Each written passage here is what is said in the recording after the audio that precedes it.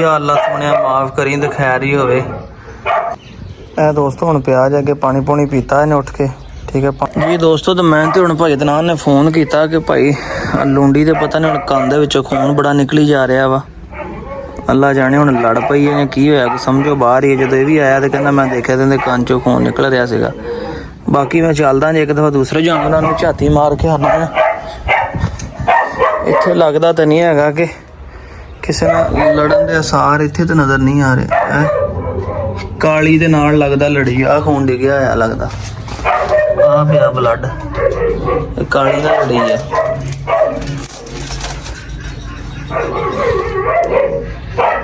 मूँह तो तरें दे लगदा मगर ब्लड दे निशान लगदे थल्ले इत्थे आ भी डिगया है ब्लड इहदे नाल ही लड़ी है काली नाल ही लड़ी है।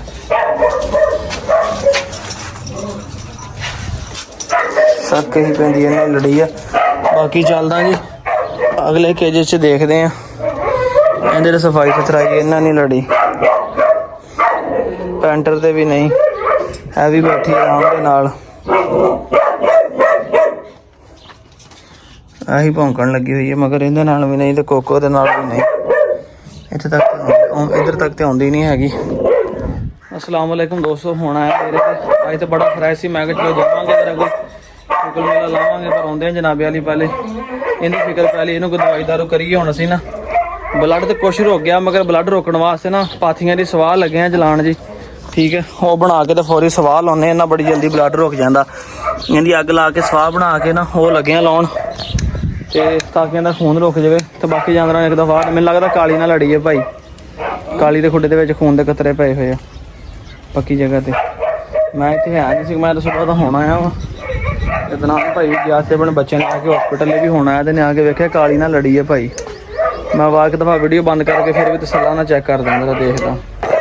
उधरों दोस्तों इनकी टेंशन उधरों चीते की टेंशन। चीता जो खराब बना लाउंदी लत्त सुजी पई वेखी एड्डी लत्त फुली पई होंदी। हुण मैं पहले वीडियो तुहानूं बनाउण तो पहले मैं अपना डॉक्टर फाइक ने उन्होंने वीडियो बना के पहले भेजी। वो अपना स्पैशलिस्ट ने डॉग दे विच ना PhD कर रहा डॉग दे विच ही। उन्होंने मैं फौरी वीडियो बना के भेजे कहंदे कोई चीज़ लगी या लड़ी कोई चीज़। मैं कहा स्टाइलों नाल उदों लगे सी वैसे लागे नहीं जो वीडियो बनाई सी उदों माड़ा किते लग होया सी उदों लड़न लगा सी मगर वो भी किते लत्त ते दंद दे सराह नज़र नहीं आ रहे। दंद भी लगा होवे तो एड्डी सोच नहीं पैंदी कि इन्नी लग गई पता नहीं कोई चीज़ लड़ गई है की हो गया अल्लाह जाने। एक साइड सारी जिहड़ी होंदी ना इत्थे फुल के तो सारी इत्थे आ गई हुई है बाजू भी। तो कबूतर उधरों उड़े उधर चले गए भाई, उतों उड़े इत्थे आ गए, इत्थों उड़े तो दरख्त ते बह गए, इधरों आके तो हुण भाई दाना दूना पा के तो बिठाया इन्हों। तो वो चीता वेखो हुण बैठा इत्थे इन्हूं मैं बाहर बन्निया सी। मैं कहा तेरा बाहर बन्ना बेचारा तुरना बड़ा मुश्किल होया पिया इहदे वास्ते। या अल्लाह सोने माफ़ करी तो खैर ही होवे। उन्होंने वेखण तो बाद जो मैं इधर आके चीते नूं झाती मारन लगा उन्होंने लत्त ही बड़ी सुजी पई पता जाने कोई शायद लड़ गई कि नहीं। मैं पहले वीडियो बना के तो डॉक्टर नूं भेजी है। अल्लाह जाने की हो गया यार साडे जानवरां नूं पूरी लत्त देखो दी सुजी पई है। इन्हें संगली रस्सी पा के बाहर कढ़दा है उठ के पता नहीं उठ के ही नहीं खलो हो रहा। दुआ करियो अल्लाह करे इन्हूं तंदुरुस्ती बड़ी परेशानी बन गई अज अल्लाह ही खैर करे।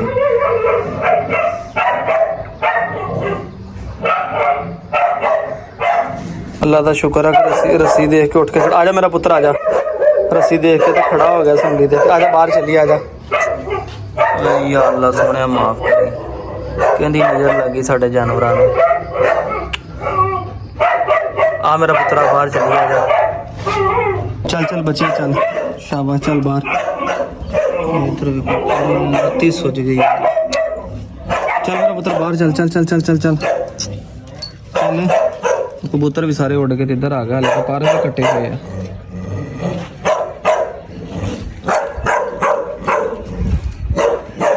आजा बिस्मिल्लाह बिस्मिल्लाह।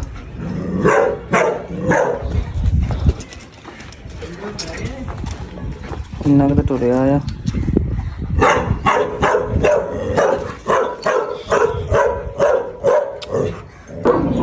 ए वेखो फाइक भाई जी ना सारी लत्त भी सुजी पई अगली पेट के नीचे भी झालर बनी पई है। ते अगला फर भी वेखो ते मूँह खोल के घरकी जा रहा है ते दंद भी पीले होए पे है। ए मालूम होंदा सी काला जा के कुछ दंद लगा मगर ये भी दंद नहीं लगता है। ਕੇ ਜ਼ਖਮ ਹੋਣਾ ਦੰਦ ਚਾਹੀਦਾ, ਦੰਦ ਦਾ ਪੂਰਾ ਬਹੁਤ ਵਿਸ ਚੜੀ ਹੋਈ, ਪੂਰੀ ਸਾਈਡ ਹੀ ਸੁੱਜੀ ਪਈ ਜਾਂਦੀ। ਉਧਰੋਂ ਚੀਤੇ ਦਾ ਪੈਰ ਸੁੱਜਿਆ ਪਿਆ, ਉਹ ਡਾਕਟਰ ਨੂੰ ਵੀਡੀਓ ਬਣਾ ਕੇ ਭੇਜੀ ਡਾਕਟਰ ਫਾਇਕ ਨੂੰ। ਮੈਂ ਕਿਹਾ ਦੱਸੋ ਇਹਨੂੰ ਨਹੀਂ ਤਾਂ ਲੈ ਕੇ ਆਈਏ ਫਿਰ। ਉਹ ਕਹਿੰਦਾ ਵੀਡੀਓ ਭੇਜੋ, ਉਹਨੂੰ ਵੀਡੀਓ ਬਣਾ ਕੇ ਭੇਜੀ। ਇੱਧਰੋਂ ਆ ਜੀ ਪਹਿਲੇ ਲੂੰਡੀ ਦਾ ਕੇਸ, ਇੱਕ ਦਿਨ 'ਚ ਇੰਨੀਆਂ ਟੈਨਸ਼ਨਾਂ। ਜਿੱਥੇ ਤਾਂ ਹੋਰ ਕਿਤੇ ਲੱਗਦਾ ਨਾ, ਆ ਸਿਰ ਤੇ ਆ ਕੱਟ ਲਗਾਇਆ ਵੀ ਲੱਗੀ ਹੈ ਨਾ, ਇੱਥੇ ਵੀ ਲਾ ਦੇ ਮਾੜੀ ਇੱਧਰ ਬਾਲ ਕੇ, ਉਹ ਬਾਅਦ 'ਚ ਲਾ ਦਿਆਂਗਾ, ਉਹ ਆਜ ਲਾ ਦਿਆਂਗਾ ਤਾਰ ਪਿੰਦਾ। ਇੱਥੇ ਕਿ ਮੋਢੇ ਲੱਗੇ ਵੀ ਮੈਂ ਦੇਖਿਆ ਸੀ, ਇੱਥੇ ਕਿ ਵੀ ਆਹ ਦੇ ਤੇ ਬਲੱਡ ਲੱਗਾ ਹੋਇਆ ਨਹੀਂ, ਉਹ ਤਾਂ ਖੂਨ ਜੰਮਿਆ, ਬਲੱਡ ਲੱਗਾ ਹੋਇਆ।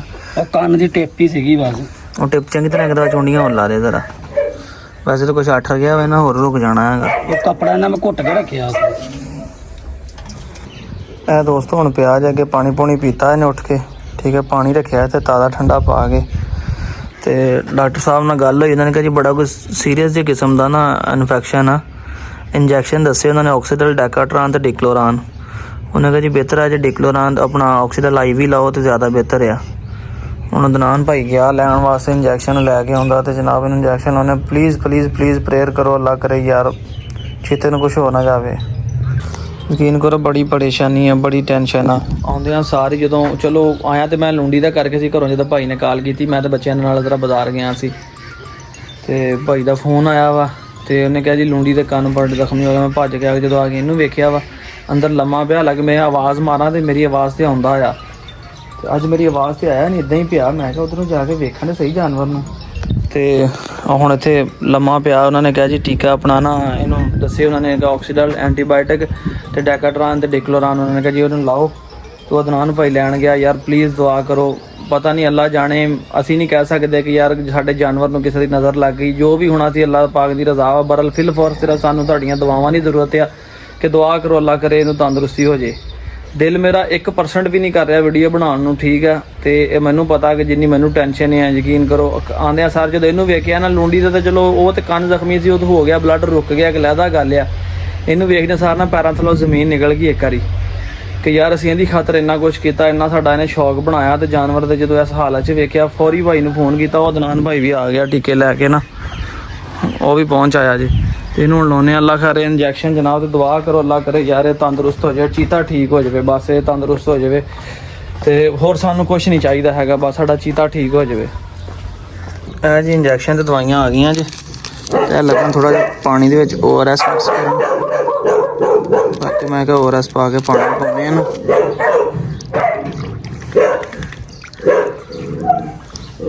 ਫਿਰ ਇਹਨੂੰ ਇੰਜੈਕਸ਼ਨ ਲਾਉਣਾ ਜਰਾ, ਪਹਿਲੇ ਪਾਣੀ ਪਿਲਾ ਲਵਾਂ। ਪਾਣੀ ਵਿੱਚ ਨਾ ORS ਪੀ ਲਾ ਮੇਰਾ ਪੁੱਤਰ, ਸ਼ਾਬਾਸ਼ ਪਾਣੀ ਪੀ ਲਾ। ਵੇ ਯਾ ਅੱਲਾ ਸੋਨਾ।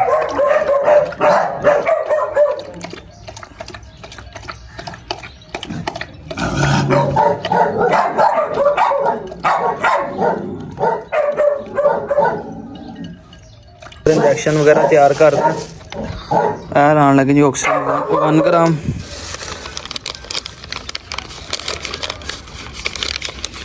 ਡਿਕਲੋਰਾਨ ਤੇ ਡੈਕਾਟਰਾਨ, ਡਿਕਲੋਰਾਨ ਤੇ ਡੈਕਾਟਰਾਨ ਇਹਦੇ ਵਿੱਚ ਆ। ਉਹ ਸਰਿੰਜਾਂ ਨੇ, ਤੇ ਆਕਸੀਡਲ ਐਂਟੀਬਾਇਓਟਿਕ ਜਿਹੜਾ ਸੈਫਟਰਾਜ਼ੋਨ 1 ਗ੍ਰਾਮ ਇਹਦੀ ਨਾੜ ਚ ਲਾਉਣਾ। ਵੇਖੋ ਇਹ ਵੀ ਲੱਗਦਾ ਕਿ ਨਹੀਂ। ਉਮੀਦ ਹੈ ਇਨਸ਼ਾਅੱਲਾ ਔਖਾ ਸੌਖਾ ਲਾ ਹੀ ਲਵਾਂਗੇ। ਦੇਖਦੇ ਨਾੜ ਦੇ ਵਿੱਚ ਬਹਿ ਜਾਵੇ ਆਰਾਮ ਦੇ ਨਾਲ, ਇੱਦਾਂ ਹਾਂ ਲੱਤ ਕੱਢ ਕੇ ਰਿਲੈਕਸ ਹੋ ਕੇ ਬਹਿ ਜਾਵੇ ਤਾਂ ਔਖਾ ਸੌਖਾ ਲਾ ਲਵਾਂਗਾ ਇਨਸ਼ਾਅੱਲਾ। ਦੁਆ ਲਾਜ਼ਮ।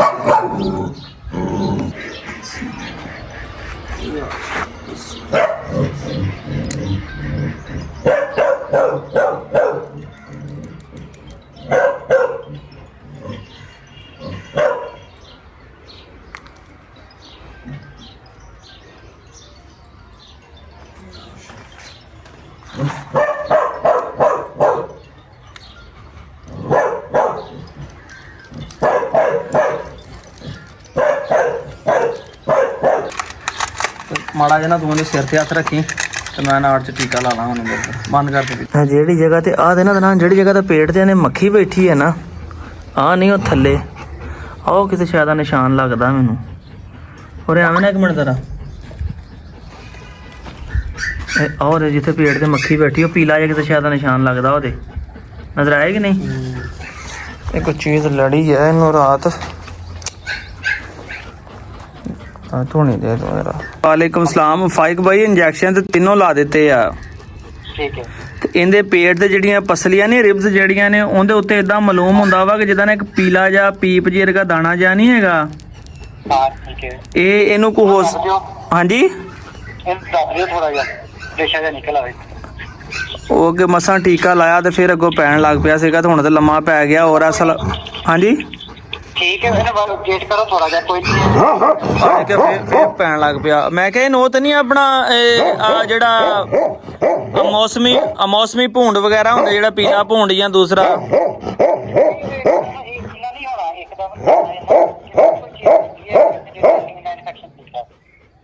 ਕਿਉਂਕਿ ਪੈਰ ਵੀ ਮੈਂ ਸਾਰਾ ਇਹਦਾ ਫੜ ਕੇ ਦੇਖਿਆ ਭਾਈ, ਕੋਈ ਪੈਰ ਵੀ ਬਿਲਕੁਲ ਸਾਫ਼ ਆ। ਇਸੇ ਦਾਣੇ ਦੇ ਉੱਤੇ ਜਿਹੜਾ ਨਾ ਕੋਈ ਕੱਖ ਲੱਗਾ ਆ ਜਿਹੜਾ ਪੇਟ ਦੇ ਉੱਤੇ ਪਸਲੀਆਂ ਲੱਗੇ ਨਾ, ਮੱਖੀ ਬਹਿ ਰਹੀ, ਉਹ ਪੀਲਾ ਜਾਂ ਪੀਪ ਜੀ ਪਈ ਹੋਈ ਆ ਉੱਥੇ। ਹਾਂ ਬਸ ਇਹੋ ਹੀ, ਇੱਥੇ ਕੋਈ ਲੱਗੀ ਉਹਨੂੰ ਕੋਈ ਚੀਜ਼ ਲੜੀ ਆ ਜਾਂ ਇੱਥੇ ਕੋਈ ਚੀਜ਼ ਲੱਗੀ। ਤੇ ਕੀ ਕਰੀਏ ਹੁਣ ਇਹਦਾ? ਉਹਨੂੰ ਫੇਰ ਦੇਵਾਂ ਉਹਨੂੰ? ਫਿਰ ਉਹਨੂੰ ਤਾਂ ਇਹ ਤਾਂ ਬਾਕੀ ਉਹ ਇਨਫੈਕਸ਼ਨ ਇਹਦੇ ਨਾਲ ਬੜਾ ਟੀਕਾ ਨਾ, ਜਿਹੜੇ ਟੀਕੇ ਨਹੀਂ ਖਾਇਆ ਆਪਾਂ। ਤੇ ਹੁਣ ਸ਼ਾਮ ਵਾਸਤੇ ਕੀ ਕਰੀਏ ਫਿਰ? ਜੇ ਇਹ ਨਾ ਹੌਂਕਦਾ ਬਹੁਤ ਪਿਆ, ਘਰਕਦਾ ਬਹੁਤ ਪਿਆ ਵਾ ਤੇ ਉਹ ਸੁਬਹ ਤੱਕ ਘੰਟੇ ਡੇਢ ਤੱਕ ਦਾ ਬੁਖਾਰ ਉਤਰ ਜਾਏਗਾ। ਨਹੀਂ ਫਿਰ ਨਹਿਲਾ ਦਈਏ ਇਹਨੂੰ ਅੱਧੇ ਪੌਣੇ ਘੰਟੇ ਬਾਅਦ। ਸਿਰ 'ਚ ਇਕੱਲਾ ਪਾਣੀ ਪਾ ਦਿਓ। ਸਿਰ 'ਚ ਪਾਣੀ ਪਾਈਏ ਬਸ?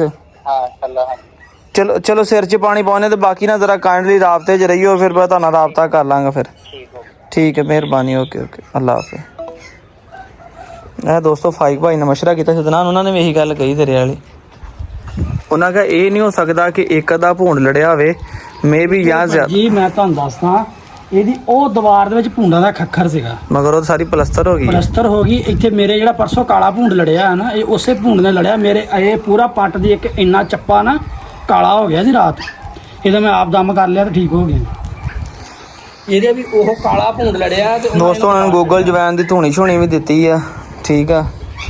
ਤੇ ਬਾਕੀ ਉਹਨਾਂ ਨੇ ਡਾਕਟਰ ਸਾਹਿਬ ਨੇ ਕਿਹਾ ਜਿਹੜਾ ਇਹਦੇ ਬਣਿਆ ਨਾ ਪੀਲਾ ਜਿਹਾ ਨਿਸ਼ਾਨ, ਤੇ ਇਹਨੂੰ ਫੇਮੋ ਤੇ ਇਹਨੂੰ ਹੁਣ ਕਿਸੇ ਤਰੀਕੇ ਨਾਲ ਫੇਨੇ ਆ ਜੀ ਇਹਨੂੰ।